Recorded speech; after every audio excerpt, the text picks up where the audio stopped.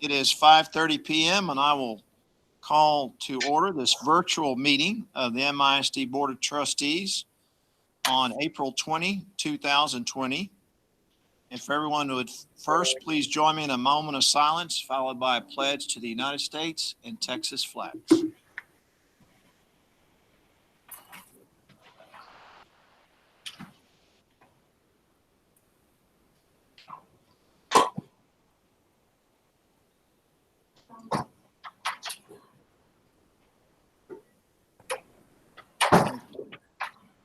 I pledge allegiance to the flag of the United States of America and to the republic which it stands, one nation, under God, indivisible, with liberty just for all. Honor the Texas flag. I pledge allegiance to thee, Texas, one state, under God, one and indivisible. All right. As a reminder to everyone, we're having this virtual meeting in accordance with Governor Abbott's temporary suspension of open meeting laws issued on March 16, 2020. All the board members are present except for Mr. Kennedy. In order to qualify for this virtual meeting, one board member must be not present but can attend through online video conferencing. So Mr. Kennedy is doing that through video conferencing. Hopefully, those know the link that can access this meeting while it live streams online. And then there was also a public forum opportunity to sign up, which we will get to in just a minute. We do have people signed up for that opportunity. But first, we'll go to agenda item number 2, recognitions, award announcements. 2A, Midland Association of Retired School Personnel volunteer hours on page 8 of our packet. This is a report item only under the circumstances, but we do want to acknowledge and thank the Midland Association of Retired School Personnel for all the hours that they have contributed. So far, as of December 31, 2019, they've contributed 29,822 volunteer hours. And the current volunteer hourly rate as posted by the independent sector is $25.43. So the value of the volunteer hours by the Midland Association of Retired School Personnel is some $758,000 plus. And so we thank them for all their volunteer hours. Thank you very much. Next, now we turn to public forum, agenda item number 3. And we have 3 speakers who have signed up to address the board this evening. The first speaker that we will recognize, and when I say recognize, the district will call this person and then we'll be able to speak to them online over the phone. The first person is Cindy Olive, representing herself. The topic is agenda item 6B. That's the location of the first T fence. And so we'll call Miss Olive now.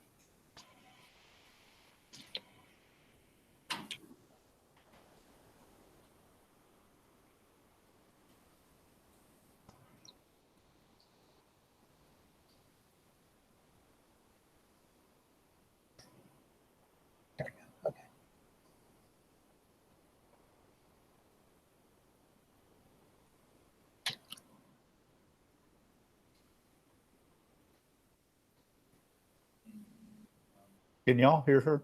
No, she's not on yet, as far as we know. No.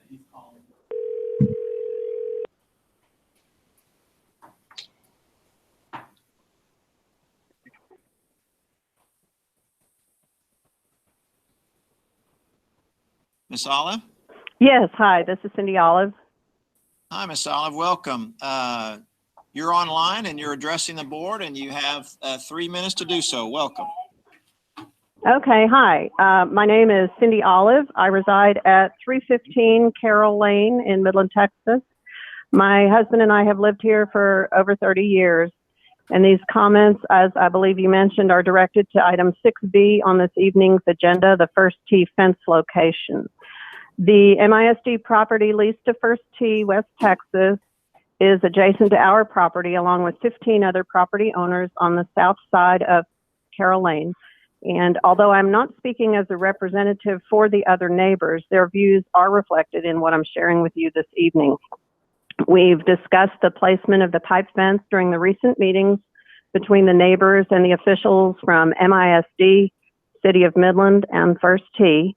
We understand and accept the need to delineate the subject property while also preserving the integrity of our neighborhood as it exists, along with the protection of our property values. We support the proposal for consideration by the MISD School Board as verbally stated by Mr. James Riggin and as it's shown in his agenda item in the packet, to construct the pipe fence at a location measured 35 feet directly south as measured from the wooden stakes placed in the ground during the most recent survey during the third week of March 2020. And let me add, we appreciate the fact that we were able to work together to achieve a mutually agreeable outcome. Thank you. All right, Ms. Olive, thank you very much. The next speaker who signed up to address us that we will call now is Matt Galindo, representing himself. His topic is Mr. Bishop / goal progress measures. Calling Mr. Galindo now.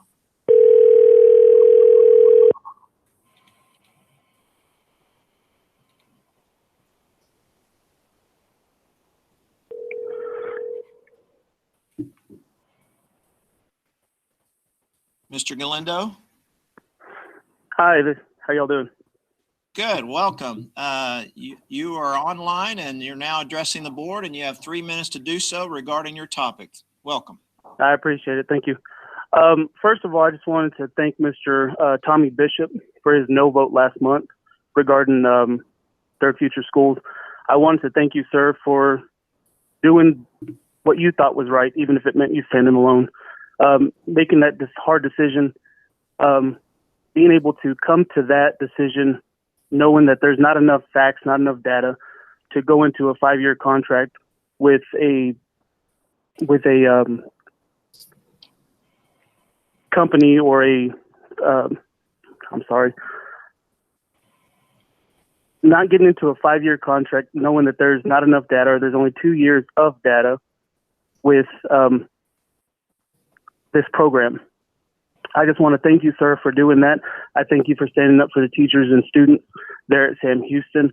I do have some concerns, though, with board members. Once again, as we saw in the bond vote, we saw there were board members that had issues with this. We saw that they had a lot of concerns, a lot of questions, but yet we still voted yes for it. One board member went as far as saying that they're taking a proactive approach to this. I don't believe that that's a proactive approach, especially knowing that there's a timeline that had to be done. Mr. Fuller said it best himself when he said that y'all were backed into a corner and you just have to come out swinging and fighting the best you can. Unfortunately, it seems that the district and this board has been put into that corner numerous times, and all you can do is just swing. My question, and I know you can't answer that, is just how much longer do we have to keep on swinging and keep on fighting and get out of that rope? You know, if that's the case, if a fighter is continually backed into a rope, every fight they have to get in, eventually they would find a new trainer. When do we get to find that new trainer? When do we get to find another person to step into leadership to direct us in the right path?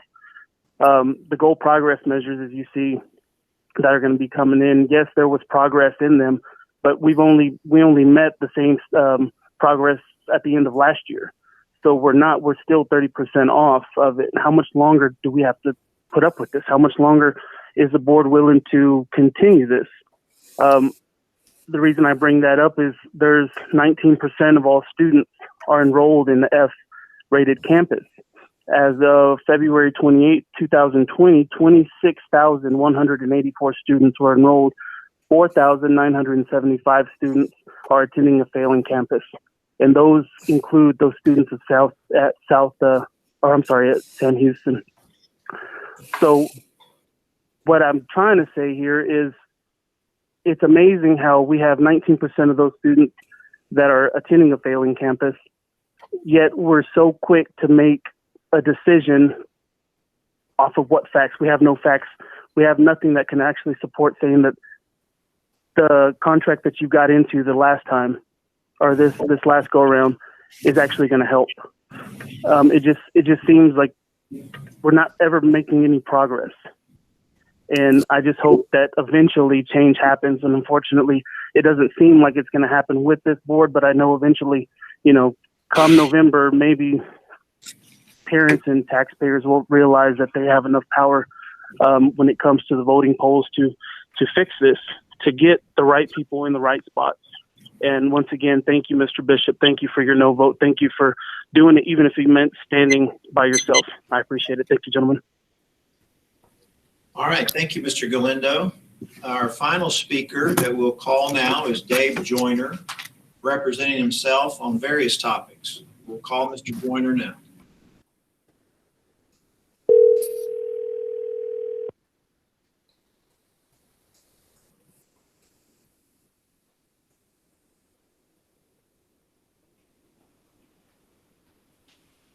Good evening, this is Dave.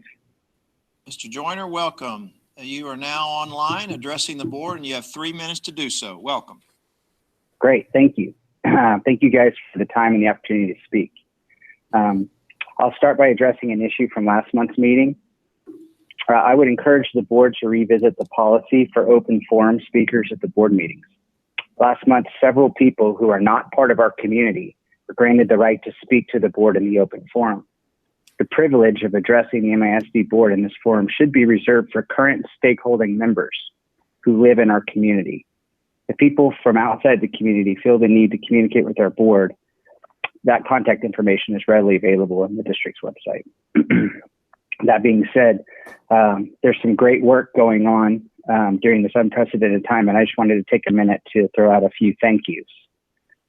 First, thank you to all the members of the CNS staff and the volunteers who continue to work to provide meals to our children who run the risk of going hungry.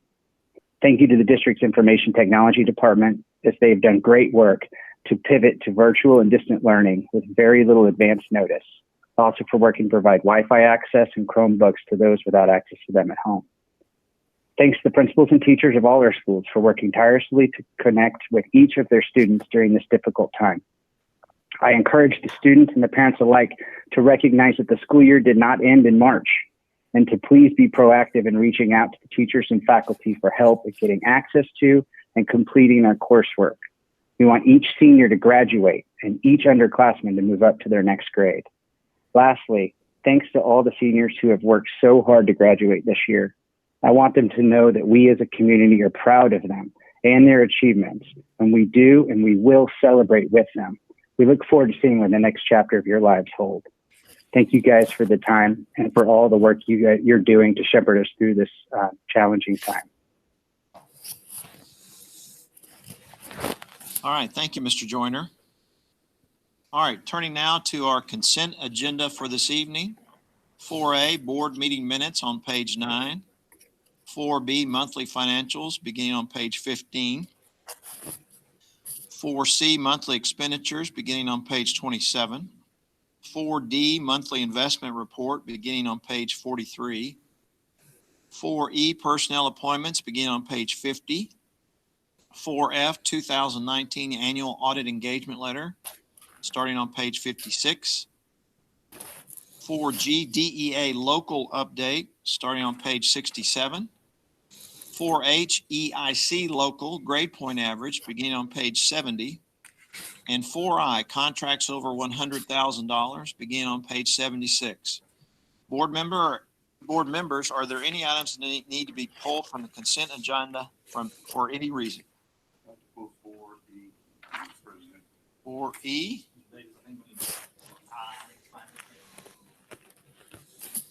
All right. 4H. Okay. Any others? All right, so I have items pulled from the consent agenda are 4E, personnel appointments, 4H, EIC local grade point average, and 4I, contracts over $100,000. That means the consent agenda items 4A, B, C, D, F, and G are deemed approved by consent. Returning now to the first consent agenda item that was pulled, that's 4E, personnel appointments. Is that you, Mr. Bishop? Yes. Okay, Mr. Bishop, go ahead. Is Mr. Bailey available? Mr. Riddick? Yes, sir. I'm here. Mr. Bailey, the question I have is, I guess one is, how many people have we had resign, resignations that we had compared to our, this time last year? So, Trustee Bishop, thank you for the question. Let me pull up the report. That's part of the staffing report for this month. It was included, and it is this month in particular, for the month of March, which is what this report really entails, being the April board meeting, was 6, and then there's been 1 this month. That's detailed further on the staffing report, on the personnel report that's up for approval. So there's been 1 additional separation this month. Okay, and how's that compared from what we had in the past? I guess the reason why I posed the question, from reading our local paper, said we had more resignations this year, Pat, to our previous resignations that we've had. I just wanted some clarity on it. Yes, sir. Thank you for the opportunity to clarify, because it is a point that needs clarification. First and foremost, just understanding and reminding with the board document and what's presented under personnel recommendations, that is for the board document as a legal approval document for approving contracts and also resigning contract employees from the school district. So it's not to be used as a tracking sheet necessarily. And it also, there's an important date on there, which is the effective date of resignation. So just because we received that resignation in February and someone anticipates resigning, if you will look at the staffing update as well that I presented this month, you will see that those dates are somewhat different. And when you start to look across the year, we are trending currently below previous years as far as attrition is concerned. So some of the information that's been presented out in the community is not factual. It's actually, we are below trend with resignations, and our attrition rate, as again this year, if things continue, will be below trend. So that's based on effective date. Now, people resign all the time. We get resignations throughout the year, early resignations, retirement notices. In fact, we encourage those that are retiring to submit their notices early, and that enables us to staff those positions and to post those positions so that we can find talent to fill the positions early while they're available. So we encourage that, but the effective date of the resignation is what's important. And so even if you look at the staffing report that was presented, there are some differences between May and June and previous years, and that's because the last day of school was in 15 and 16 and 17, though the last day of school was in June. So you'll see a higher number of resignations that were effective in June than in 2018-19 when the last day of school was in May. And you see there's a larger number there. So it's really, the board document is not a tracking sheet. And so anyone in the public that looks at the board document should not consider it to be a tracking sheet to be able to determine how many resignations and where we are. That's tracked differently. That's just a report. So the board can function in its responsibility to approve contracts, and then also to those contracts that do not need to be non-renewed or those people that resign. Okay, thank you. I appreciate that. Mr. Bailey, Yes, sir. in reference to this report, did the MRT acknowledge the fact that they had made an error, a gross oversight? No, sir. We have not been able to make contact with MRT about this specifically. Thank you. All right. Anything further on consent agenda item 4E, personnel appointments? There's no further discussion. This has now become an action item. Make a second. Motion by Mr. Murray, second by Mr. Bishop. Any further questions or discussion? Seeing none, all those in favor, please raise your right hand. I see Mr. Kennedy's hand up, so it is unanimous. It passes. All right, next consent agenda item that was pulled is 4H. EIC local grade point average. The information begins on page 70 of the meeting packet. Mr. Fuller, did you pull this one? Yes, I'm good. Okay, go ahead. Mr. Horner, Yes, sir. and this is in reference to the process that we probably will adopt relative to grade passing, students passing their grades. Will this have any impact on these students as they look for colleges and universities? So very specifically, it will impact current 7th and 8th graders, and essentially keeping status quo with the current policy that we already have with our grades 9 through 12. It will not have any impact on students 9 through 12 under the system, but it does revert back to the status quo policy for 7th and 8th graders. With that said, and I believe what you're alluding to, we have seen a downward decline. The task force, you notice the task force did not necessarily strike anything in the language, only in the grades that we start with, because the expectation from the task force is that we revise as needed, preparing for this group of 7th and 8th graders and up. Specifically, especially with virtual courses and how virtual courses impact GPA, which is not in the language as we'd like to see it. But we would have to change language in order to accommodate students. Yes, sir. In order to accommodate, and it would be the 6th grade class and down, the expectation is to be able to spend, when we were able to resume operations, time gathering better input from community, expectations from parents and community as well as additional staff. We chose not to try and revise that language now because of the challenges we saw with COVID-19 closure and not being able to get good input. However, by using the class that we put, the 22-23, it allows us to actually gather. Technically, we have until December when we start getting ready to register current 7th graders or current 6th graders for 8th grade classes in the future. So it gives us now until December to prepare that language. And because we also had another agenda item that affects policy, we decided not to try and make it too complicated and just do this in 2 sets of actions. In other words, this one would change the class implicated, and then the board could expect us to come back with revisions for that policy for 6th grade and down in the very near future, once we're able to gather better input and do it more meeting wise and face to face.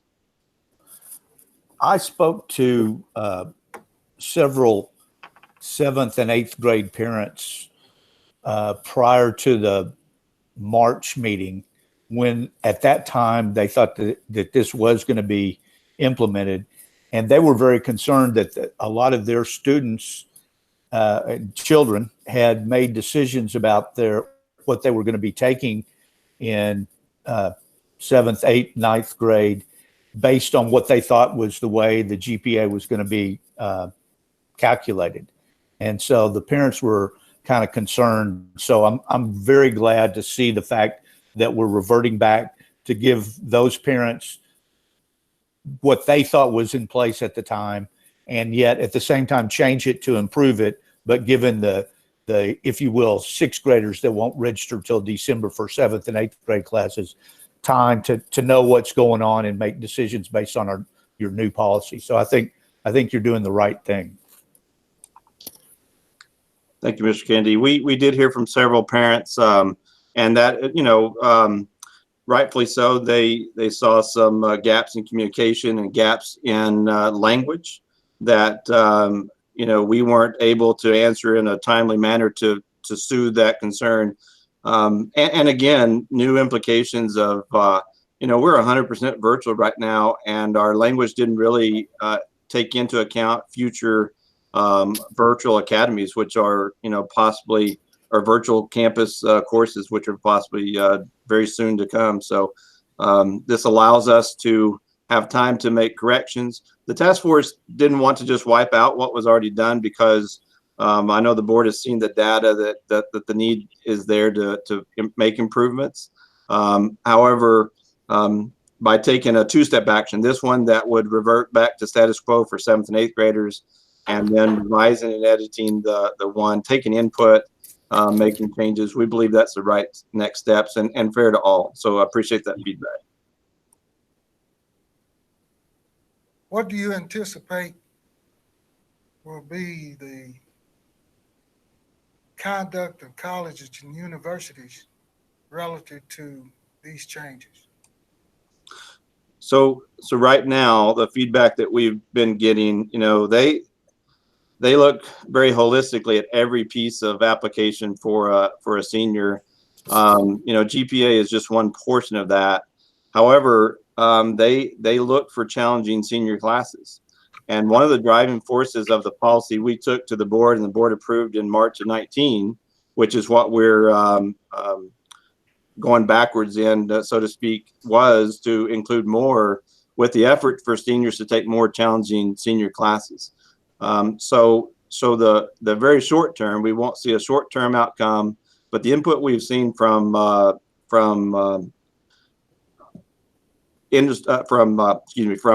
four-year colleges is definitely, GPA is a factor, but they're looking at the entire transcript really, really hard. And it's a good example right now, because of the challenges with coronavirus and schools finishing out the year.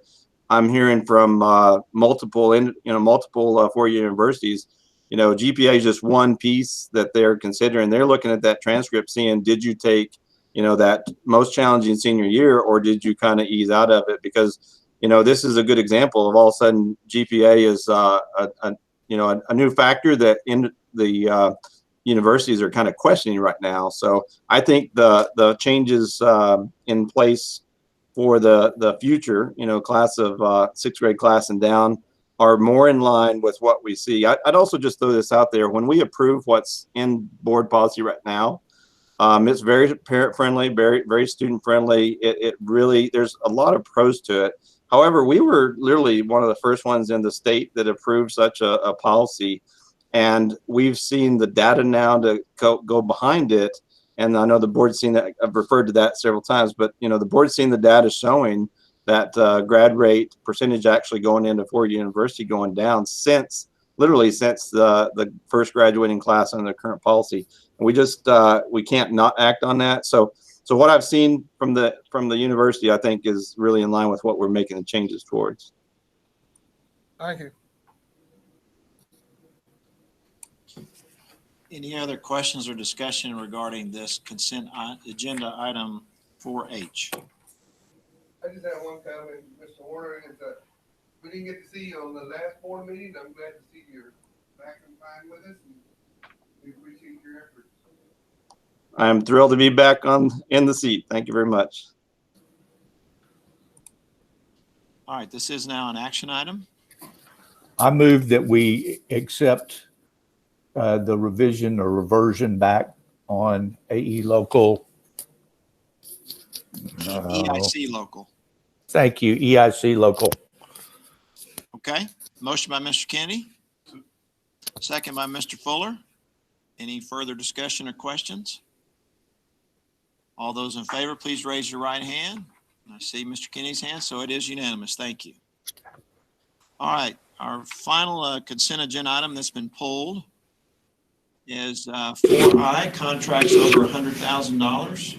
Mr. Davis, I pulled this because there was an option for the Young Women's Leadership Academy, and so we couldn't consent agenda because we'd have to pick one or the other of the options. But I'm excited about the what's been happening at YWLA, and I'd make a motion to move forward with phase 2, option 1, when we along with the rest of those items that are listed in consent. All right. Any other comments? That's a motion, I should say. Yes, sir. I second. Second by Mr. Marquez. Now, any questions or comments or discussion? All right, hearing none, ready for the vote. All those in favor, please raise your right hand. And see, Mr. King's answer unanimous. Thank you. All right, it is approved. All right, now we turn to our district reports. Did you approve the whole thing or just option one? I just chose option one with the whole thing. The whole Yeah, thing. right. Yeah.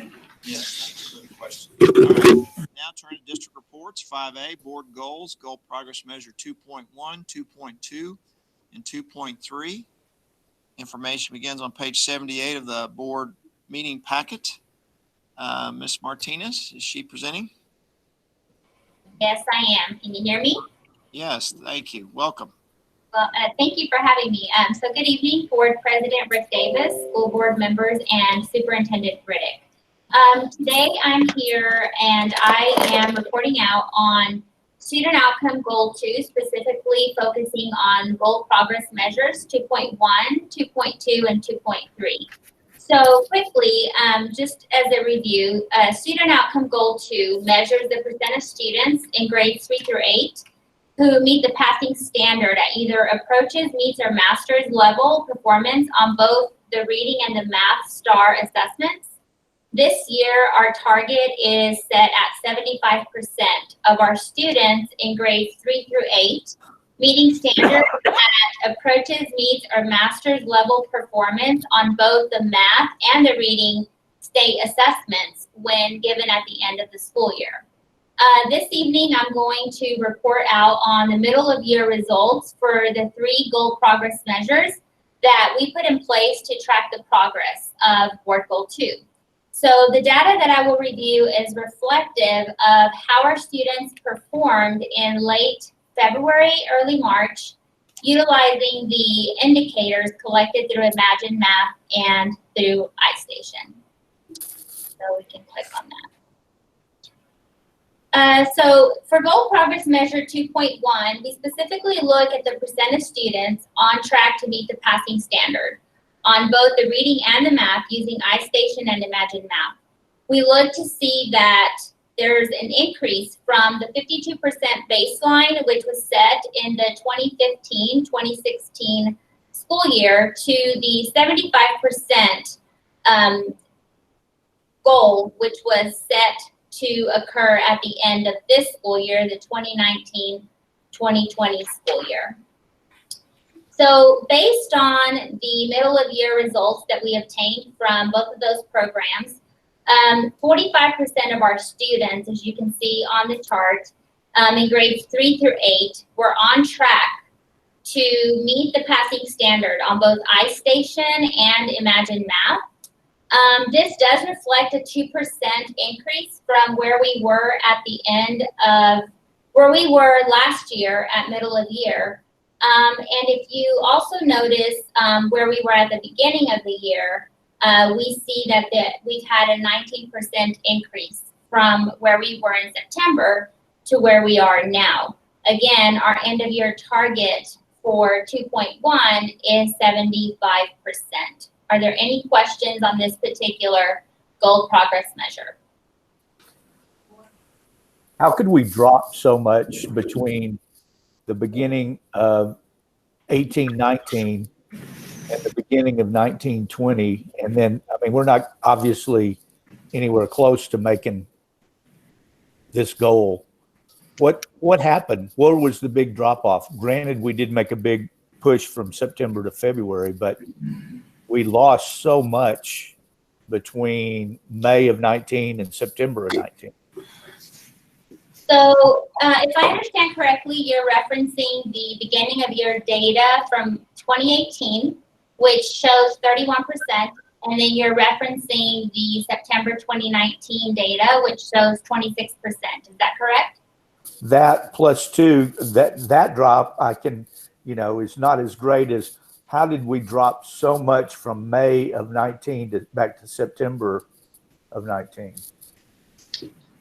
So one of the ways that we measure that beginning of year data is we Imagine Math, for example, presents 3 assessments throughout the school year. So the students take the same assessment 3 times throughout the year. So at the beginning of the year, the students take the assessment in September, where the content has not quite been taught at that grade level. And the reason for that is because that's how they're placed into their programmatic needs within the Imagine Math program design. And then the assessment is given again at the middle of the year, where more content has been taught. So when students take this beginning of year assessment, they are being assessed on grade level standards. Does that make sense? Yes. And so that's one of the reasons. I am going to talk a little bit more during one of the later slides on one of the ways that we looked at this beginning of year data a little differently. And so that will be coming up in one of the upcoming slides that I have. But that assessment at the beginning of the year is an indicator of grade level. So the students take the assessment at the beginning of the year. We know that a lot of that content has not been taught. The students take the assessment again at middle of the year, and we know that a large part of the content has been taught. And so then our goal is to see their progress that they've made from the beginning to the middle of the year, and then where the deficits still are, so that we can hone in and target those, so that by the time they take it the 3rd time at the end of the year, the students have mastered the majority of the content. Does that answer your question? Yeah, thank you. Okay. So, I have a question on the sorry about that. Thank you, Mr. Reddy. So I have a question regarding, so now that we, with the COVID-19 situation and everything, and if I'm correct that there's no testing, final year testing, how are we going to evaluate this and come up with a, an assessment for this year for that?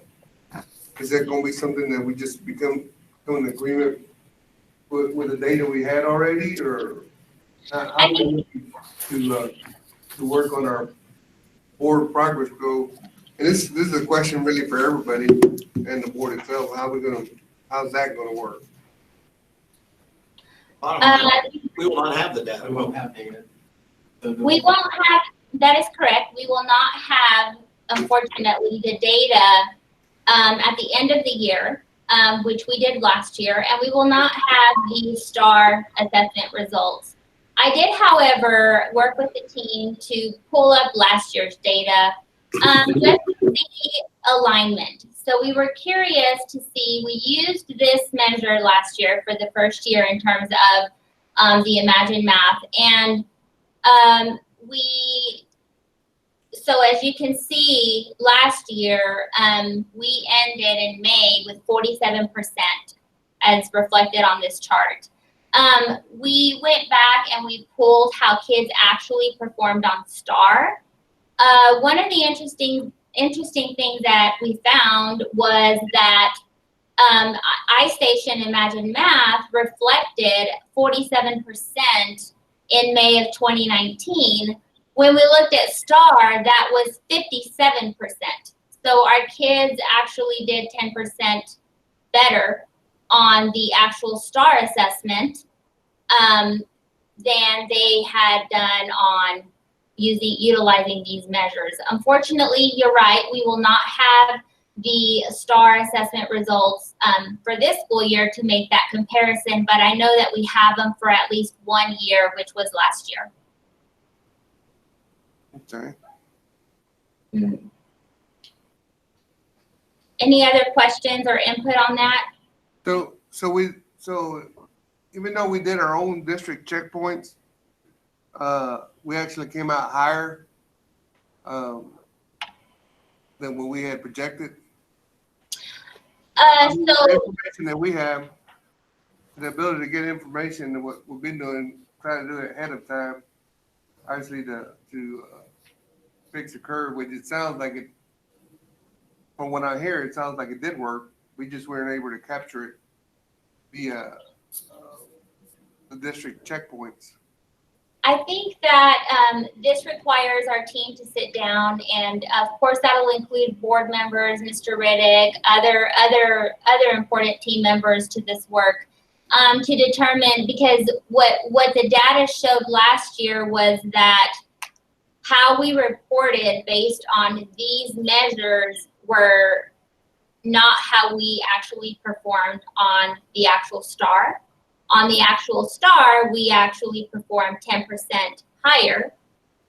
So on the actual STAR, we performed, and I have the data here with me, we performed 57% on STAR, but at the end of the school year, using iStation and Imagine Math, we had reported 45%. No, wait, I'm sorry. I'm looking at May 2019, which is 47%. So we reported 47% using these two measures. When the STAR results actually came in, our kids actually were at 57% on this one. One of the things that we have to look at is the tools that we're using, are they giving us the best information to indicate where kids are? So you could take, based on the 45, based on last year's historical, that kids were 10% better, and we would not have hit the mark. We would not have hit the 75. Would it be predictive that if you use 10% as your measuring stick, what would that look like? Although the February, March of this year is 2 points higher, so do you add 2 plus 10? Does that give you an indicator for what that looks like? So we can play these predictive games through this to think about that. In the end, we would not have hit the target. And so we got to think through iStation and Imagine Math were the tools that we said that we wanted to dive into. Taking feedback through this year, Mr. Murray did visit campuses during times that asked them about their feedback, just be one-on-one with teachers to find out what are things that are moving or hindering them. This is one that we need to think about, the time that we devote to iStation and Imagine Math. Is that the tool that we need to be looking at? And so the team is evaluating that conversation right now to see, do we think about another predictive tool that we want to use, or do we want to stay the course around these particular ones? Right now I'm hearing iStation might be the case, Imagine Math may not be the case. So we're weighing those two things as we move forward. And that's a conversation Ms. Martinez is having around meeting with the board to talk about not the goal prediction of where we want for the target, but the tools that we're using in order to get to the target is something we want to think about. Absolutely. So it sounds, and like I said, I mean, you can think about when you receive data, right, and you start potentially doing a tracking, and then what direction it's tracking. And so in our target, I mean, if we use that scenario we're talking about, we'd be at 67% this year, at the end of this year, which just sounds like we're slightly about a year, potentially a year and a half behind what we thought we would be at. Because in the next year, if you were at 67, statistically you'd be at 77. And so I think our biggest challenge has been, as you recall, when we originally started this goal progress measure, we were using a release test to help us measure that. And then we switched over to these measures. I think now that it's time to reevaluate our goals, this is a worthy discussion in terms of, what are the measures that we're going to use and how well aligned are those going to be to predict essentially where our students are going to land when they take the actual STAR assessment. Right. When you say it's time to reevaluate the goals, what do you mean? So well, about the goals, it's goal progress measures, not the goals themselves. So is that lowering it or No, sir. The goals are, maintaining what we've got. No, absolutely not lowering. so the goals that we've established are exactly the goals that we've established. It's how we get there is the question that team wants to talk through. We've designated that these are the tools that we want to use, which are the two predictive areas that we want to use to measure. We want to talk through with the board on the retreat to see are these the two areas that we feel we want to stay with. An example would be Achieve 3000 is another tool that we have that we brought on board. It's a reading measure that allows us to assess where kids are and how kids are reading. Is that another tool that we want to come forward with? So we're not looking at moving the number.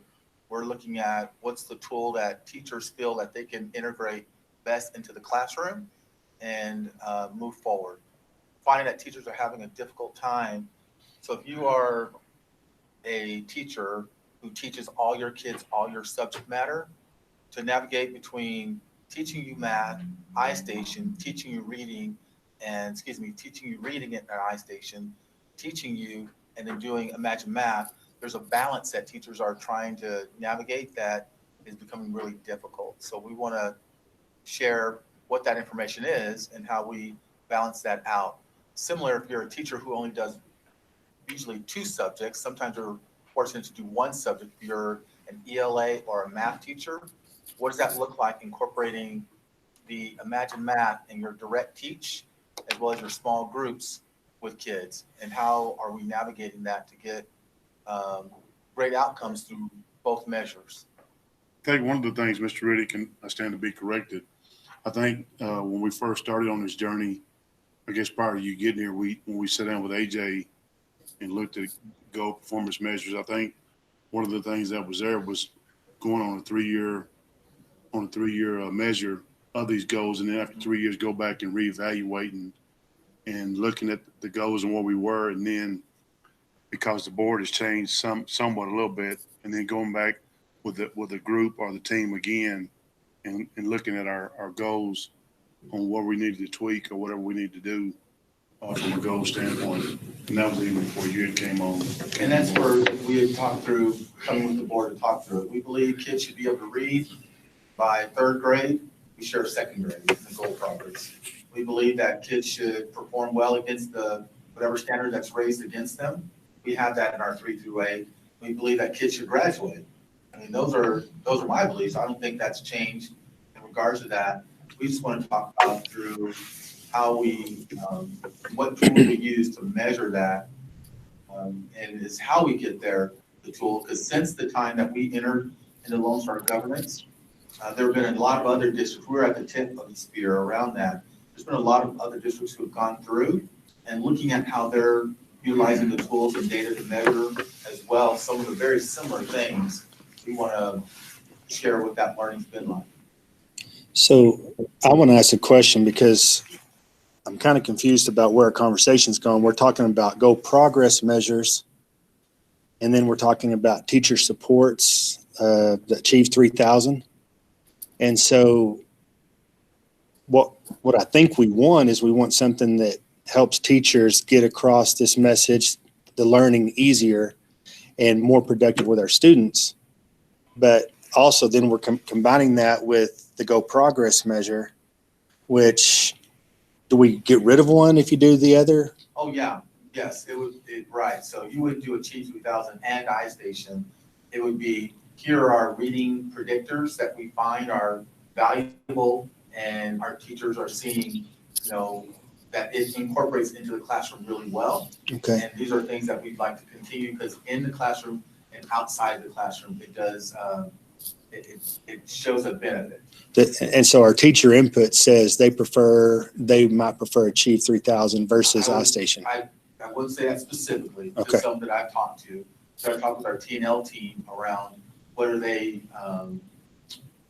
gearing closer towards, and I believe that could be the case because it integrates all the way up into our 9 through 12 is where we're getting a lot of that good data from.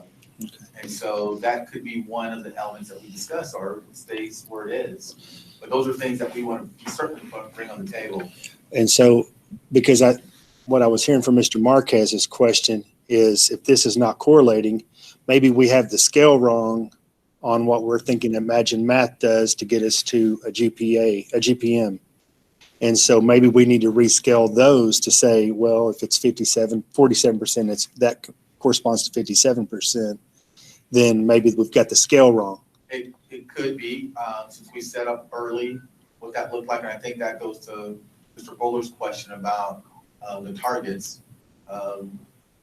Could that be the case based on the tools that we're using to measure those things out? Yeah. That's part of the conversation as well. But even if we're at 57%, we're still, we're way below what we thought we were going to be. I get really worried about changing and somehow, if you will, dumbing down our goals and goal progress measures instead of finding out why, finding better processes for teachers to teach. Well, and that's the exact point I was trying to make. I think we're seeing what we see in this chart is we see the line that we're creating, and while we see an upward trend, we're still not getting the results at the end that we need, because this is just a grow progress measure because we didn't hit goal 2, I'm going to assume.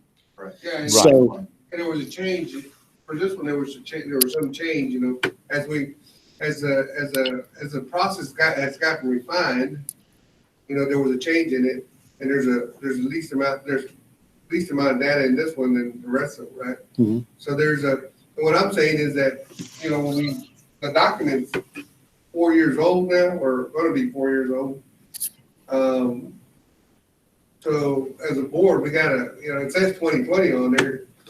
Eventually we have to set the goal for 3 more years or something. Yeah, so we have to go back to work and figure that out. Yeah, it's all of the above. I mean, right now, when we set these goals 3 years ago, the third year was to examine how we were doing vis-a-vis the goals that we set for the end of the school year. This was the third and final year of the goals that we set. So it's now time for us to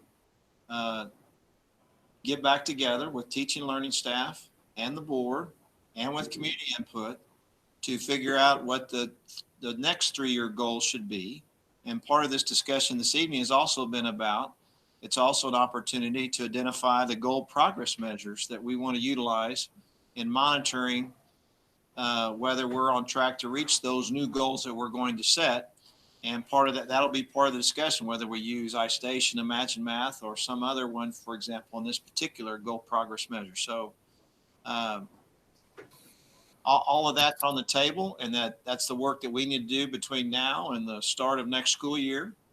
The coronavirus will make it a more challenging effort to undertake, but by gosh, we will do it. We will set new goals for the next 3 years, at least 3 to 5 years. It'll be a board decision for how long those goals be forward. It'll also be a board decision working with teaching learning staff and Mr. Riddick about what goal progress measures to utilize to see if we're to find the right ones that are predictive of whether we're on track. Go ahead. And so the good news is that, for example, in this particular goal progress measure, the trend is going up, but it is also true that we're well short of where we wanted to be, not where we thought we were going to be necessarily, but where we wanted to be. Because remember, the whole premise of Lone Star governance was student outcomes don't change until adult behaviors change. And so in setting these goals 3 years ago and identifying the goal progress measures that we identified, we were on new ground, new territory. We wanted them to be not just aspirational, but to also reflect adult behavior changes and be realistic and smart goals. And so in some cases, I don't know if that was true in each one of these goals and each one of these goal progress measures, but no, I'm not suggesting that we're going to aspire to be anything less going forward. We're going to see dramatic transformational improvement of this district. That will always be and should always be the goal of this board, because I know that's what this community expects and demands. The specifics, however, going forward for the next 3 years, we've got a lot of work to do. We've got to roll up our sleeves and figure out what the goal should be, utilizing that same criteria, and what the goal progress measure should be, utilizing the predictability criteria that the goal progress measures are supposed to represent. We've seen, for example, in this one that maybe maybe this wasn't as predictive as we thought it was going to be. And so we have some further refinement to do on calibrating, like you suggested, or utilizing different standards altogether. We'll have to see. But yeah, we've got a lot of work to do going forward to set new goals, new goal progress. And I want to thank you for that clarification, because as a district and as a team, it is not our intention to lower the standard. We believe our kids and our teachers are capable of achieving this. I think it just goes back to everything that each of you described is, you know, what are we using to track the progress of the goal progress measures to help us attain those rigorous end of year targets. And nonetheless, as we set these SMART goals, and it's my opinion that nonetheless, as we set these SMART goals, it's my opinion that there's been a wealth of information and knowledge that's come to this district by taking this action. So, you know, we're one of the first districts to do it.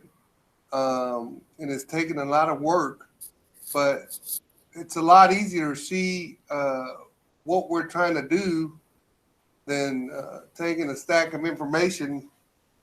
There's pages and pages and on in, and looking at data, trying to figure out where we're at. So I think this is going to continue to grow Midland ISD. So I believe in what we've done, and believe that it's going to continue to take us further with outcomes, student outcomes. Thank you. Any other question or discussion before we move to goal progress measure 2.2? All right, Ms. Martinez, please continue. Okay, so looking at goal progress measure 2.2, this is where we specifically look at our economically disadvantaged students and the percent of them that are on track to meet the passing standard on both the reading and the math. Again, using iStation and Imagine Math. We look to see that there's an increase from the 39% baseline that we set in the 2015-2016 school year to 70% by the end of this school year, 2019-2020. Will you click the next one? Thank you. Okay, so based on the data that we've collected for our economically disadvantaged students for middle of year, 37% of our economically disadvantaged students were on track to meet the standard on both iStation and Imagine Math. This is a 17% increase from where we were at the beginning of the year in September this school year. This also does reflect a 5% increase from where we were at this time last school year. Are there any questions regarding this goal progress measure for our economically disadvantaged students? Do you have data on this one like you did the last one about if in May of 2019, 37% of our economically disadvantaged students were on track to meet the passing standard, how that actually translated and how they actually did on STAR was, do you have similar information on this one? So right now, our data analyst is helping retrieve that information. For that one, I do have it for the next one, and this is the one that she is retrieving for us right now. So as soon as I get that, I will send it to Mr. Riddick so he can get you that information as well. Okay. Well, again, my comment would be that I like the first one, goal progress measure 2.1, that I'm glad to see that the trend is upward on this. In fact, we're now at mid-year where we were at the end of last year, percentage-wise, but obviously we're still well short of where we aspired to be. And so, again, we've only got our work cut out for us in terms of what we're going to do for the next 3 years to transform this district. But yeah, if you would share what you find out about this data, we'd appreciate it. Yes, I will absolutely get that to Mr. Riddick this week. Thank you. Any other questions? 2.2. All right, 2.3, please continue. Okay, so on 2.3, let me find my spot here, apologize. Okay, so goal progress measure 2.3 is where we are looking at the percent of students that are on track to meet the highest passing standard or master's level performance on both the reading and the math, again, using iStation and Imagine Math. We look to see that there's an increase from the 6% baseline set in 2015-2016 to 15% by the end of this school year, 2019-2020. So here is where you see the data represented. And so based on the middle of the year data, 5% of students demonstrated to be on track to meet the highest passing standard. Again, this is that master's level performance on both iStation and Imagine Math. When you compare this data to where we were last year at this time, we do see that there was a 2% increase. So last year in February, March, we were 3%. This year we are 5%. There is an outlier that you can see there at the beginning of the year, this school year. So in September of 2019, you see that we had 14% of our kiddos who had hit the targets on both Imagine Math and iStation to be on track to meet that master's level performance. And so of course this raised a few flags for our team. So one of the first things that we did as a team is we analyzed, why the discrepancy, because if you look at all the other data points, they all seem to kind of trend similarly on the trend line, except for this one particular data point. So one of the changes that, and so this is where I'm going to go into Imagine Math just a little bit. Imagine Math is where we found there to be the most significant difference. Imagine Math provides two ways for us to track the progress of students. One of the ways is it provides 3 assessments. One at the beginning, one at the middle, and one at the end. That beginning of year assessment is what we used last year. So if you look at September 2018, we have 0%. And so our team really looked at that, and that assessment was given at the very beginning of the year. It's grade level content, and our students had not been taught the content at that point in time. The second way that Imagine Math provides a predictory measure is that monthly it will tell you, so like in September, students have to pass 8 lessons. If they have passed 8 lessons in September, they are on track to meet the passing standards, for example. But by the time they get to April, they are now expected to be at 50 lessons or more to be considered on track. So every month, those progress checks increase. So our team decided this year that the best way to measure whether or not a student was on track at the beginning of the year was to look at the lessons that the program recommended a student should have passed at that point in time. So, so when we looked at that, that is where we found that 14% of our students were meeting that high passing lesson target for that point of time in the school year. And we're also meeting the high level performance on iStation. So we used it's the same program, but it provides 2 measures. So instead of, had we used the assessment like we did last year, it would have been 0% again, because that content has not been taught. Any questions on that? One question I have is, okay, we changed the way we did our initial assessment, but now, how did we have such a drop in February? That's a great question. So now that the content had been taught,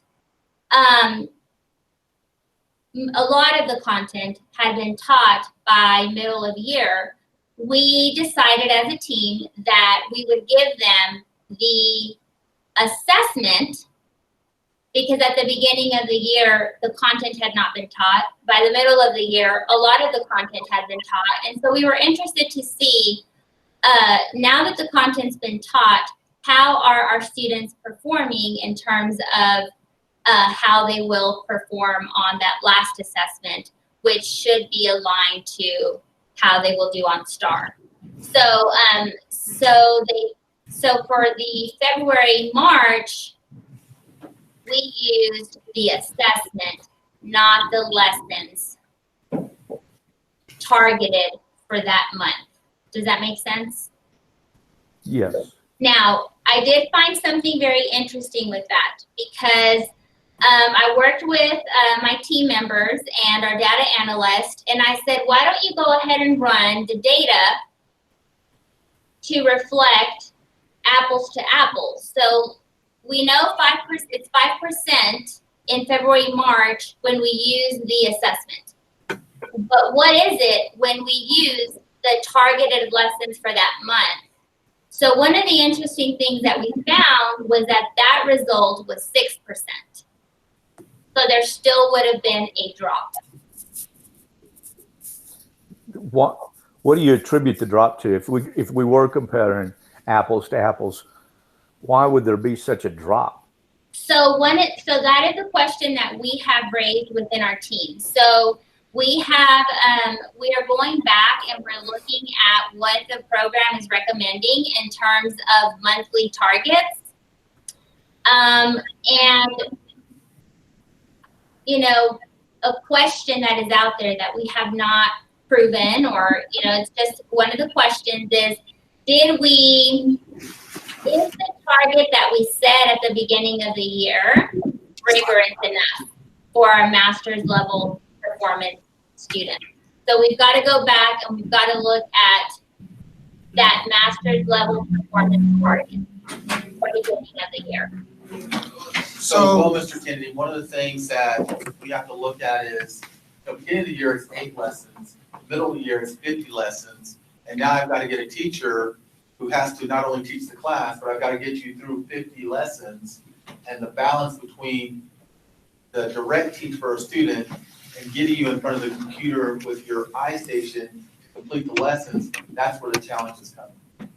Yes, and back to a question that I was asked earlier in terms of, this is one where I do have results from last year compared to STAR. So last year, you can see in May 2019, using iStation and Imagine Math, we were at 4%.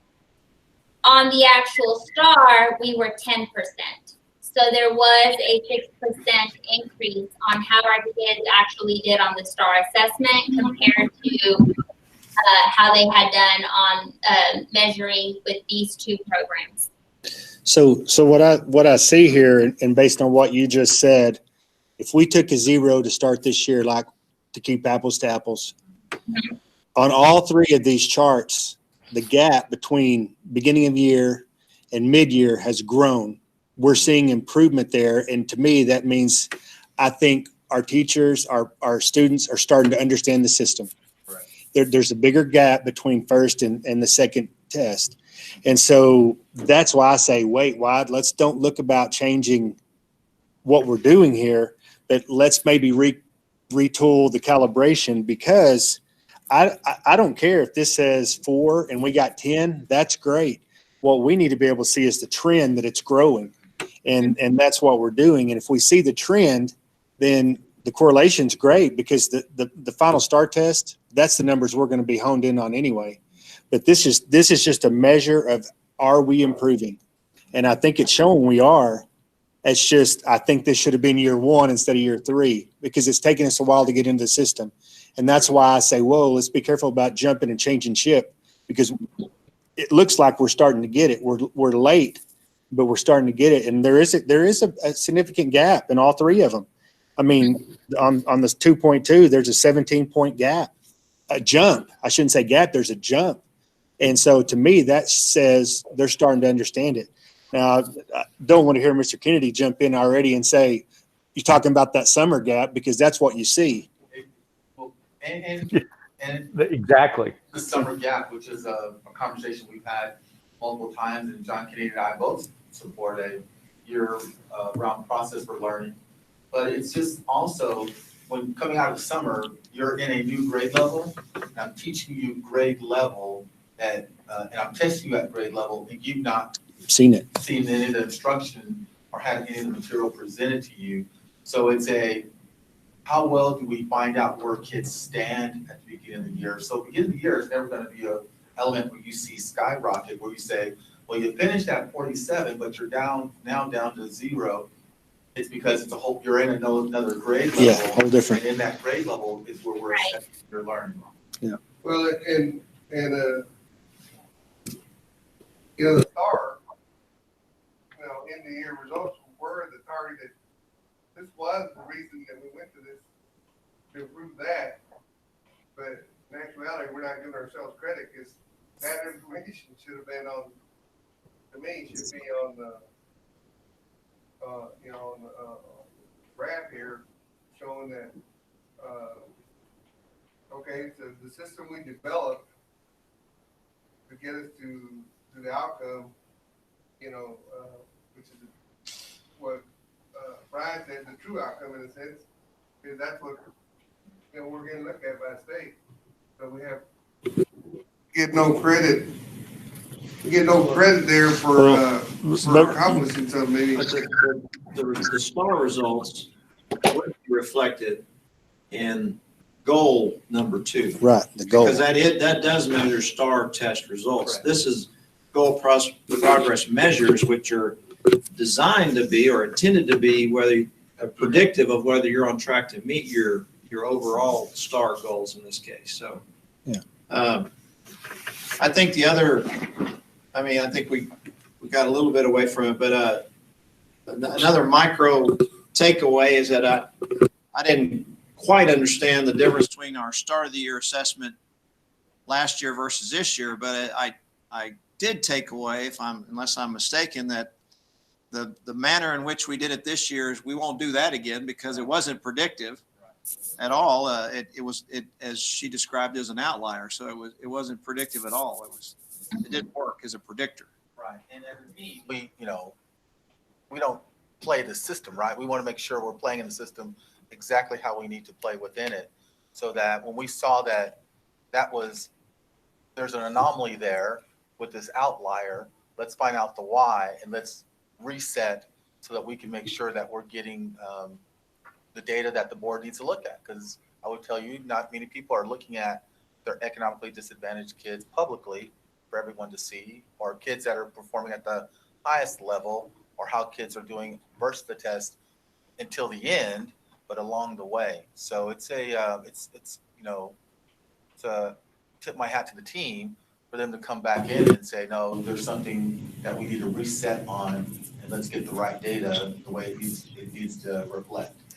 And the thing to remember with these is that first test is just a baseline of where they're starting. Right. That's exactly because they've not seen any of that information. If we had 14% of the kids mastering that grade level in September, right, we'd have to push them to a new level. Correct. Because they'd be bored all year long. Correct. Yes. That's the point.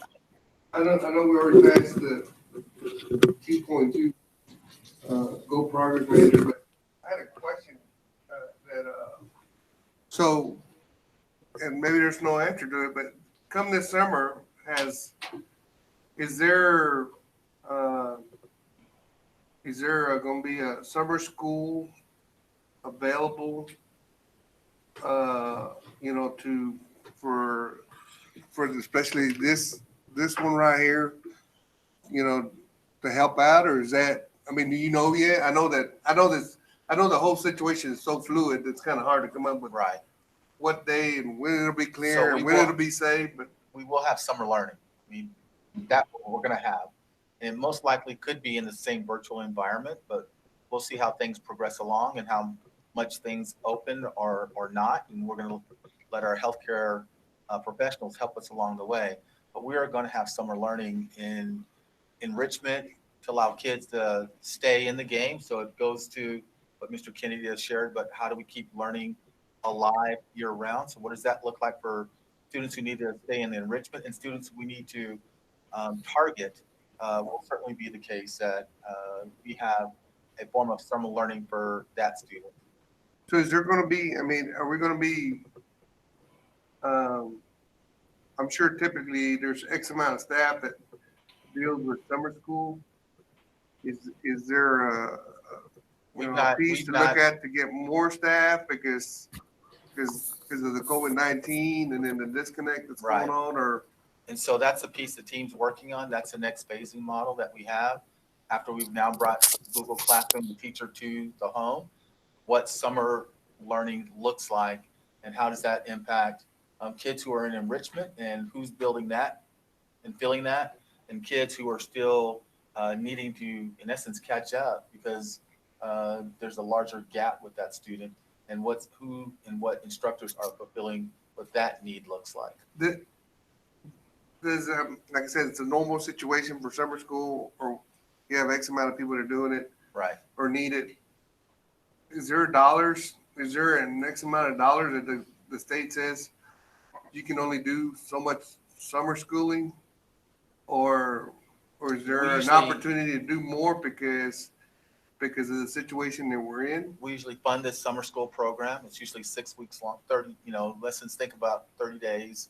And what does that time frame look like from the end of school? And how do you build it out on maybe not all 30, but it's a Monday through Thursday plan, 4 hours a day. So we have a plan, a fundamental plan. We've not worked out what these dollars could look like if it's virtual and how someone creates the virtual enrichment lessons versus someone is alive and working through class participation that way. That is a plan that's still in design, and the cost of what that looks like as well. So we have an idea of what we spend on summer school. I prefer to call it summer learning. Summer school has a very negative connotation to it.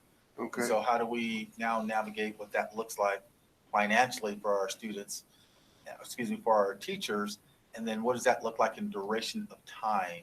And so is enrichment just an hour a day, and is summer learning 2 to 3 hours a day?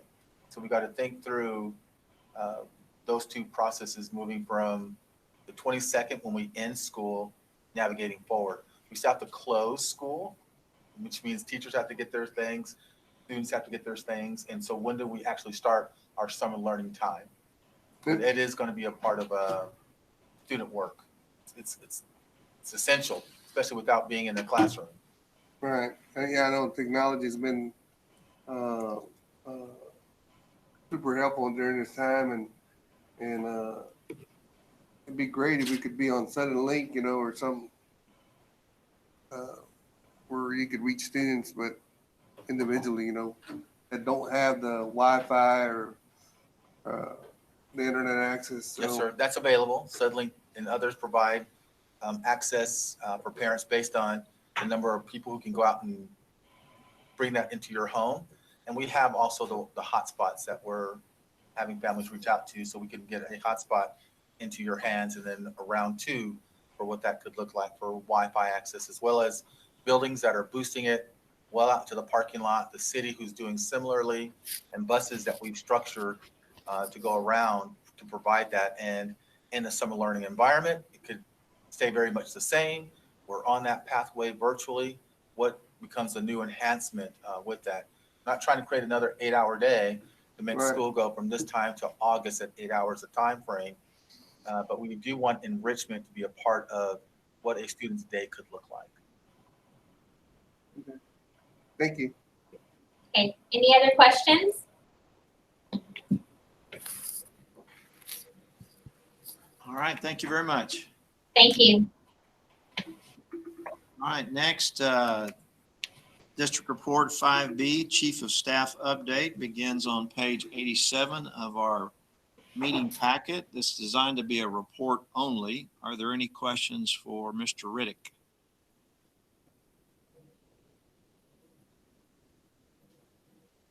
I would say, Mr. Riddick, while it is a report only, I do hope the public will look at the information beginning on page 87. I'd like to thank you and your staff for all the efforts that are reflected in this report. First, student meals, all the thousands and thousands of meals that have been delivered or picked up and made available to those that need it. 55,000 a week. I'd like to thank our community volunteers for stepping up and helping in that effort. Also compliment staff for developing a Meals on Wheels program to deliver it to those families who are unable for whatever reason to be able to come and pick it up themselves at all the distribution centers we have. The other aspect of this report is the academic plan. We're now in phase 4. I'd like to compliment you and your staff on all the groundwork and legwork and work and effort that went into coming up with those phases and implementing that plan and utilizing the Google Classroom. These are challenging times, and so I appreciate everyone's efforts to be fair and equitable and to still try and ensure that the learning continues. And then lastly, technology. Compliment you and your staff on trying to meet the deficiencies that exist among our student population regarding their access to technology and making Chromebooks available, having the Wi-Fi buses travel around town and making them available, signals available to our students, and creating hotspots that they can utilize and access the information. So thank you, and thank your staff for all the work, and thanks for all the volunteers and all the community help and suggestions and support in all those efforts. Thank you. Yes, sir. Team's done an amazing job creating this in a short time frame to deliver instruction from this point as for closure. Very proud of what they've done around that work.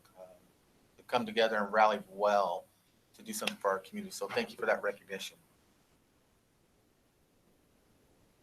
All right, moving to the next district report, again, report only, 5C, innovation update. Information begins on page 92 of the meeting packet. Any questions for Mr. Riddick about the innovation update?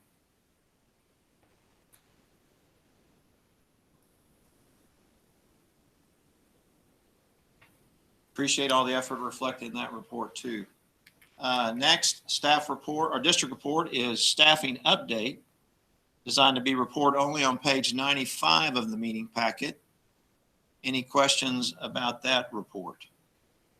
Of course, we'll come back to the information that's part of that report in an action item later in the evening. I think we touched upon a good portion of it in your question, Mr. Bishop, regarding the consent item. That information begins on page 95. Any questions about that report? I just want to comment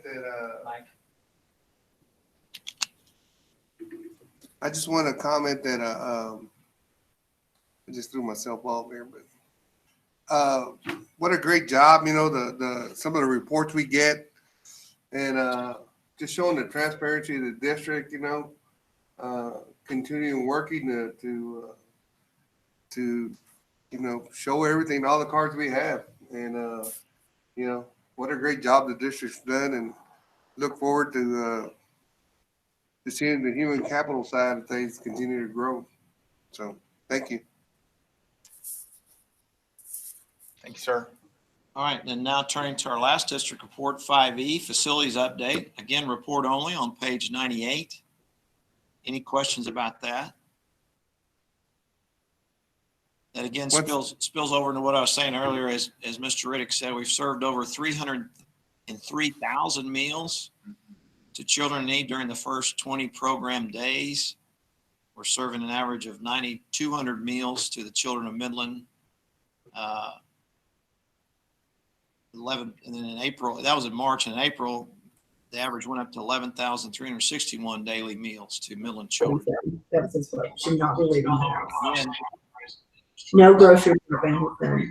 thanks to Child Nutrition Services and all the staff. Yeah, But things close at 7. What time are they closing here?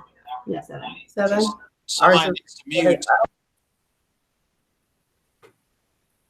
Okay, whoever N was talking. Oh, okay.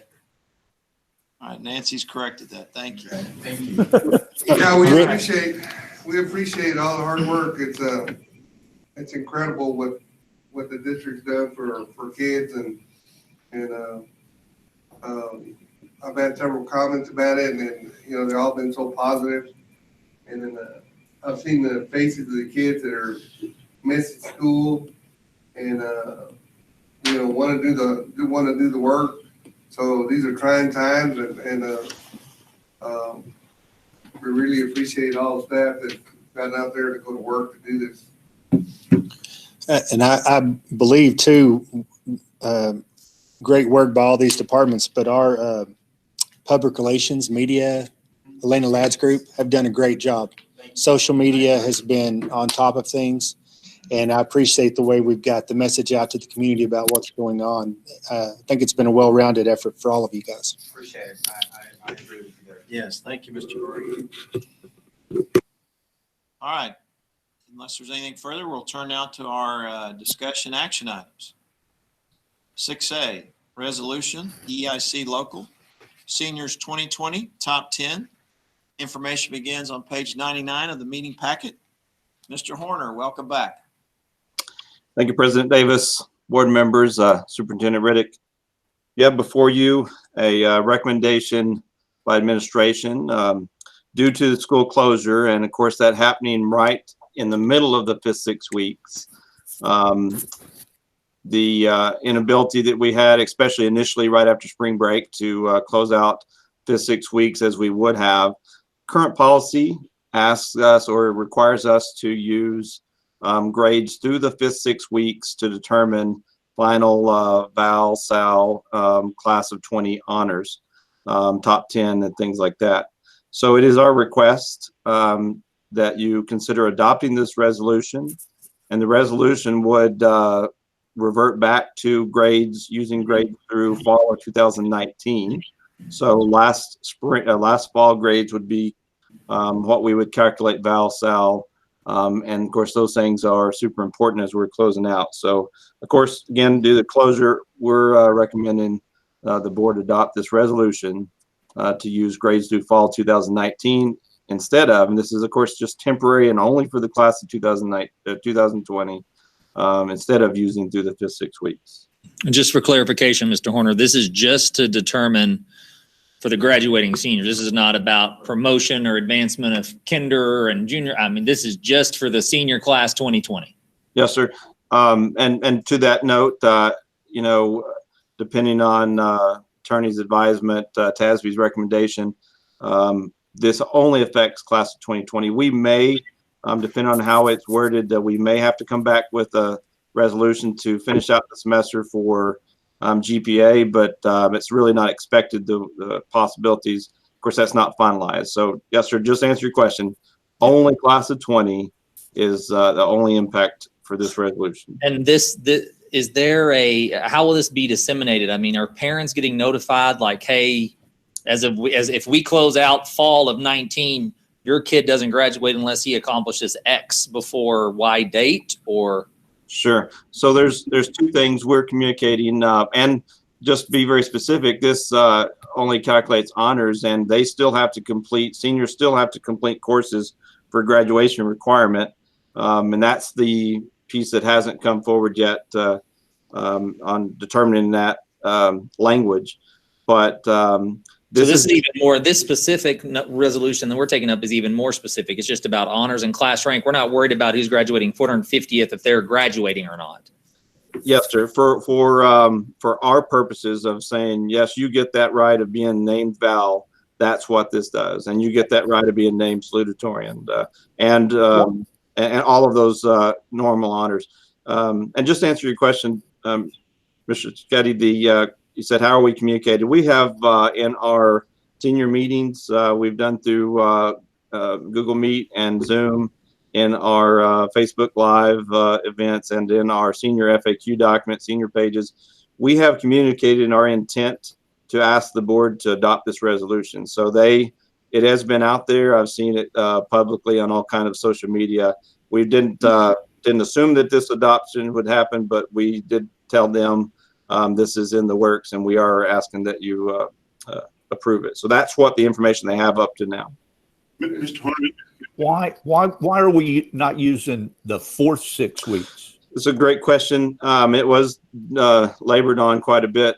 So the way we calculate the final GPA, final rank and final honors includes averaging the 4th and 5th 6 weeks and weight them equally as a semester. And that's how we actually do it. In looking at the 4 6 weeks, which was it's viable, it could have been done, but the 4 6 weeks being 1/4 of a semester, we felt like was unfair. We also modeled what the 4 6 weeks look like, and it drastically changed rank in a variety of ways because of single semester courses. So in this way, it's the most consistent, the most aligned after modeling, and it doesn't unfairly weight. These grades they've earned right up to now, and it doesn't unfairly weight the 4 6 weeks. It's one we chose not to use. Okay. Is this consistent, Mr. Horner, with the rest of the state on what they're doing? Is the people on the same type of scheduling that we're under? Yes, sir. So very specific to honors, there's not a lot of public information or public sharing out there because it's one of those things they're communicating directly to seniors. You know, in comparison, I've looked at the 26 largest districts in the state and how they're doing it, and you know, a lot of them didn't have to make such a resolution because their policy does go through. And one of the reasons we went with this, by the way, you know, our former policy before it was adopted, you know, went through fall of 19. So it's very consistent with what most districts do. And those that didn't have a 5th 6 weeks to close out, they're using it. Now, schools on 9-week quarters, you know, 9-week systems, you know, we grade through 6 weeks. Schools on 9 weeks, 9 weeks fell right at March 6th, and they were able to close out and not have to change policy there either. So just a few districts, and it's about half of us that have a 6-week system with policy that says through the 5th 6 weeks, they are reverting back to fall of 19. So I'm seeing that as a pattern. Appreciate your answer on that, because that was one of my questions too, that what Mr. Kennedy, Mr. Bishop asked. But going back to your comment about your senior team and how you are meeting and talking through this sort of thing, have y'all talked about anything for graduation? Are there anything ideas of what we're kind of brainstorming what we could do to recognize the seniors? Absolutely. We're meeting daily, and we have been since the 1st of April in case the governor closed schools through the year. So we have not finalized plans. We do know that we are going to need to present, you know, almost the term virtual ceremony is not even do justice what we're talking about.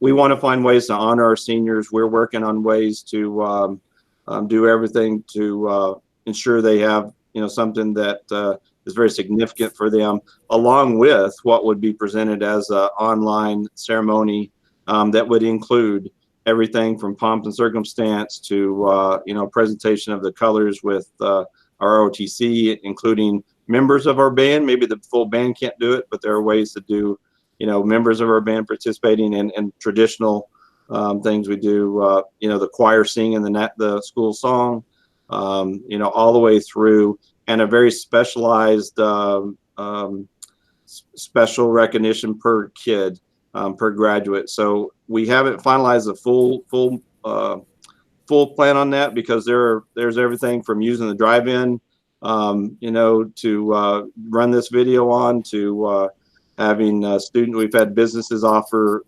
professional studios for portraits, you know, so we're really trying to explore every option in order to make it as significant as possible. We hate that we can't do it. There is construction that will go in place at Chap Center soon that will impact summer possibilities. You know, we still have a slight possibility of a late live graduation. And part of what we're going to do when we actually send that information out, we're going to ask for seniors, 2020 parents and their seniors to give us feedback on what they like and what they'd want to participate in. You know, it wouldn't make any sense to even plan for an August live commencement if 80% of folks are not going to be able to be there, didn't want to participate. So we want to get input from seniors and their parents, and then put the best plan that we can to honor these guys. Thank you. All right, I appreciate you letting me say that, because that has been a hot topic. So as to this resolution, it's the action item. Let me read the last whereas and the therefore. I think it clarifies everything. Whereas the board finds that a need exists to temporarily adjust local policy provisions addressing class rank under these circumstances to ensure fair and consistent designation of local honors. Now, therefore, be it resolved that the Board of Trustees of Midland Independent School District makes the following temporary adjustments to policy EIC local class rank: the determination of local honors, including valedictorian and salutatorian determinations, shall be based on the grades available through the most recent fall semester, fall 2019. The authority granted by this resolution to adjust EIC local calculations shall apply for the remainder of the 2019-20 school year unless the board takes further action. That is the resolution being asked to vote on tonight. Who moved it? Oh, Mr. Kennedy. Motion by Mr. Kennedy, second by Mr. Trischetti. Any further questions or discussion?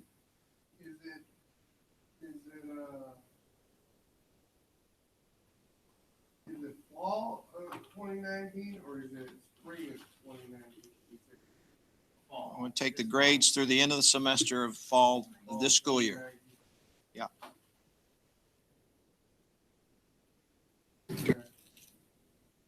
Any other questions? All right, all those in favor, please raise your right hand. I see Mr. Kenny's hand. It is unanimous. Thank you. It passes.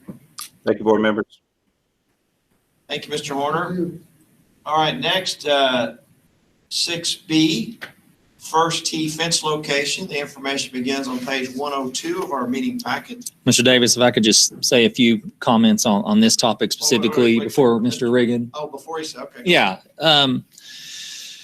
So I appreciate earlier in the public comment, Miss Olive getting on, who's one of the Carroll Lane residents. The first tee location and Carroll Lane are in my district, and so those are my constituents. And I just wanted to thank Mr. Reagan for his work. I know he's been working on this for a while. I want to thank Mr. Kirby with the first tee, who is very open with his time, and I know has had a lot of conversations with citizens. I wanted to thank you, Mr. Davis and Mr. Kennedy, for going out there in support with the board with me.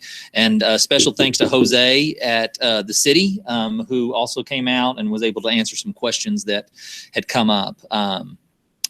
Jose Ortiz. Yes, Jose Ortiz with the city of Midland was also very free with his time to go out there and address the concerns of those citizens. So we had, like you had said previous to the board, to give them an update, we'd had a lot of meetings with those. There was a lot of concern and angst, but I do think that we've gotten to a place that's going to be amenable for all sides. So I'll let Mr. Reagan give the brief update, and then I'll give a pitch. President Davis, Board of Trustees, and Superintendent Riddick. There is a executive summary. Mr. Trischetti, you had summarized somewhat my report. We have partnered with First Tee West Texas, and they have given a tremendous gift to Midland ISD with their expansion of their golf program at the North Fields. They are ultimately going to have a driving range, chipping greens, putting greens, and a 6-hole practice golf course at the North Fields. With all that work, it is important with all that work and $1 million investment out there, it was important to them to install a 42-inch fence, steel fence, pipe fence, to protect their investment out there, to keep four-wheelers, motorcycles, pickup trucks from driving out on those greens. Thus, the reason why we were looking at installing a field around the perimeter of that site for First Tee.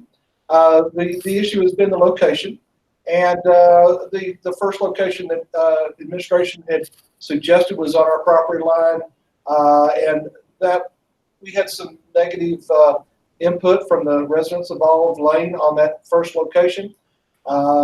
We have since received some legal advice and input that we could put the fence in a compromised location that would not only serve the needs of First Tee, serve the needs of Midland ISD, but also compromised location that would benefit the residents that live to the north of this property.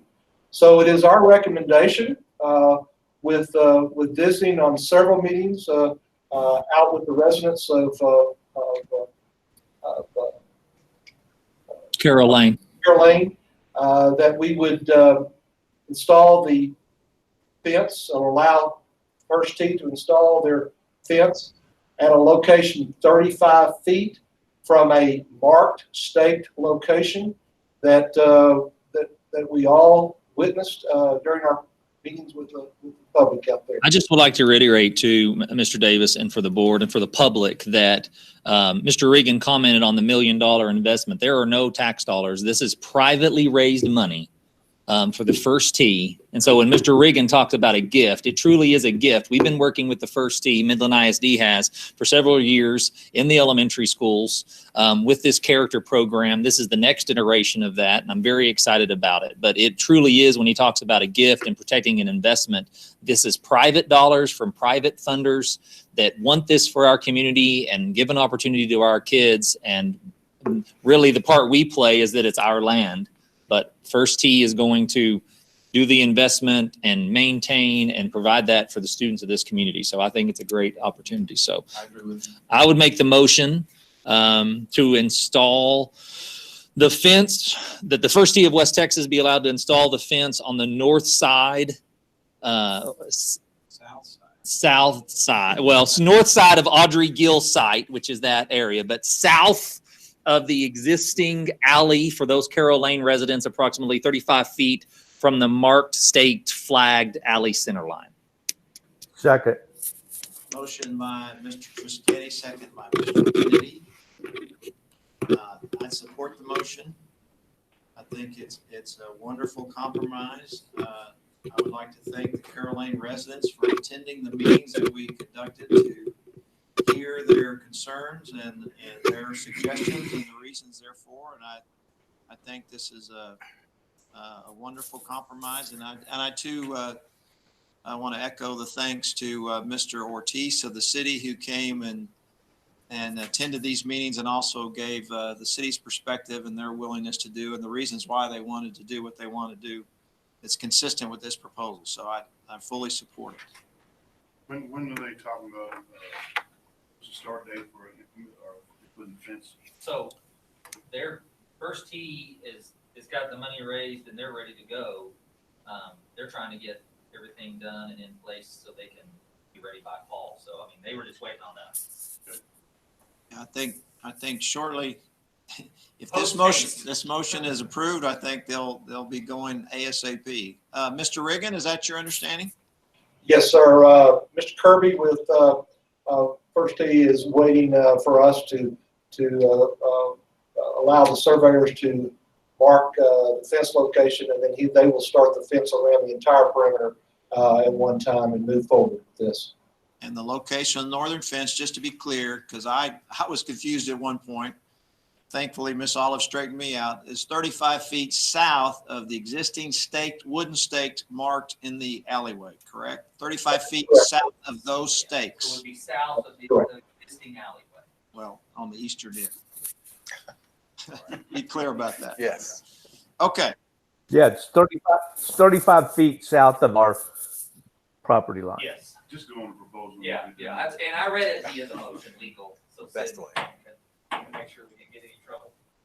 All right. Any other questions? Okay, all those in favor, please raise your right hand.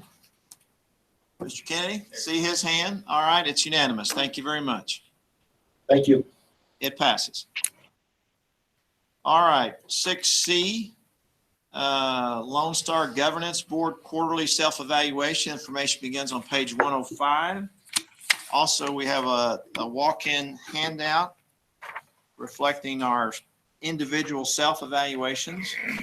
As before, if there's a consensus item, a consensus number among 4 or more, we'll go with that number unless there's a reason that we're mistaken about that number, and there are exceptions to that general rule. Is there one on the, can we put it on the screen? Because I don't see the handout. Oh, that's right. All right. Just raise Well, your hand when we'll- we do. I'll make it. We're gonna send it to you electronically right Fortunately, I think it's going to be easy for you to follow along, but you're being sent now. Just for clarity, Mr. Murray had mentioned something about Raise his hand when we do. how when consent agendas are pulled, it affects, is that in this framework? Is that No, in, it's coming. that's a change that's coming. It's online now, so I don't know. I mean, do we have, is this TEA I would think. participation manual? Is it? We don't know that right now. Okay, okay, all right. So Well, it's- Larry Lee with the agency, that's who's gonna help us work through Lone Star Governance. We have a Lone Star Governance. When we do our goal, update around what that is. That we're meeting the expectations of, Okay. All right, so let's go down the list. Vision 1, the consensus is unanimous 15. Vision 2, unanimous 15. Vision 3, it's unanimous 10. Vision 4, it's unanimous 5. Accountability 1, the consensus is 4. Accountability 2, this is where we don't have a consensus, but we do have 3 votes for 2. And Mr. Murray informed me, at least this evening, that he's become aware that the Lone Star governance framework has been amended. And he has reviewed that amendment, and that's why he has, based under the amended accountability 2 grading system, that we are a 2. And after having reviewed it, I agree with his assessment. So I would suggest we go with a 2 there rather than the 0.5. Any objection to that? I'm good with that. All right, we go up on that one. We're going to go down on another one. So it cuts both ways. On structure, the consensus is 4. On advocacy, here is one where the amended Lone Star grading system, we go to a 0 rather than go to a 0. And I think that is because, wait, that's because in order to at least get a 1, you have to have a listen and learn with the community. And I think that while it was our intention to have one this quarter, the coronavirus situation nixed any opportunity for doing that. So, But are we already? I mean, we haven't seen this. well, Have to do it in the last 12 months. You've not seen Didn't it. I have not seen it, but it exists in Mr. Murray, and I think some other board members have. Yeah, and it's not anything that we couldn't do. It's not our fault. It's just what it is. It's a 0. I mean, it's just a 0. And as Mr. Riddick alluded to earlier, Larry Lee with Region 18, he's going to work with us on these new amendments so that we can grade ourselves properly. He will also serve as kind of a third-party objective verifier of the grades that we come up with and not just rely upon self-evaluation, particularly in light of the new amendments. And so we'll be working with him as we move forward. Right, Mr. Ritter? Okay. Okay, and then on Unity, the consensus is 10. So Wow. Why are you so low? I don't have it in front of me, but I yield to the consensus. Okay. I have my score, but I don't have the grading thing in front of me. John's low too. Oh, he did on that. Yeah, I know, and I'm trying to remember why in the heck I'm low. Yeah, I can't speak to that, but the consensus, it's 5-2, so we'll go with the 5 on the 10 score, or 4 10s, 1 9, and us 2 3. So yeah, I'm wrong 10. Probably. All right, so that's 15, 15, 10, 5, 4, 2, 4, 0, 10, or whatever that adds up to. 65. Thank you. All right. Now, turning to our next quarter target goals. Vision 1 consensus is 15. Vision 2 consensus is 15. Vision 3 consensus is 10. Vision 4 consensus is 5. Accountability 1 consensus is 12. Accountability 2 consensus is 5. On structure, consensus is 4. On advocacy, the consensus is 9. Although that may be unattainable. That's a flaw. That's again a flaw, probably, because there's a new advocacy score. Mr. Murray went with a 3, and because he studied it, I would tend to, although this is only a target, so I would change my score from a 9 to a 3 in reliance upon Mr. Murray's legwork, and that would make the consensus 3. So advocacy 3.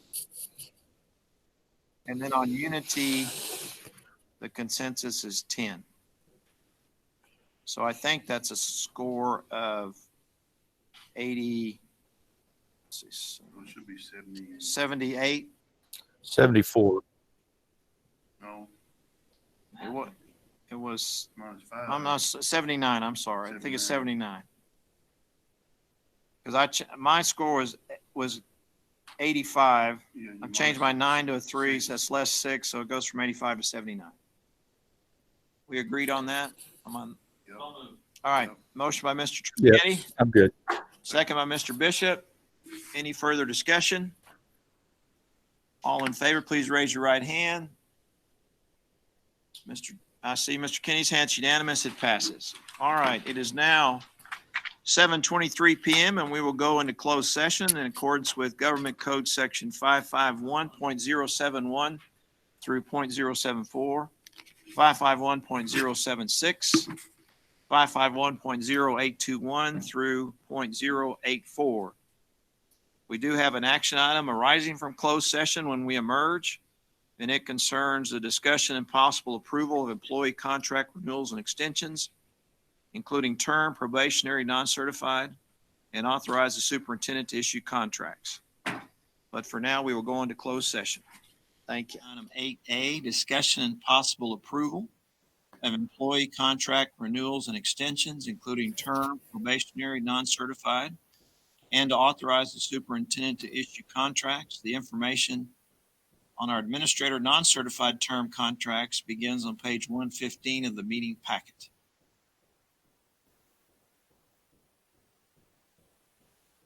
Is an action item. Motion by Mr. Marquez, second by Mr. Fuller. Any discussion or questions? All those in favor, please raise your right hand. Mr. Kennedy, are you raising your hand? Yes, I am. Can you see me? No, but we've heard you. It's unanimous. It passes. So it is now 8:26 p.m. Now we see you, John. 8:26 p.m. and we are adjourned. Thank you very much.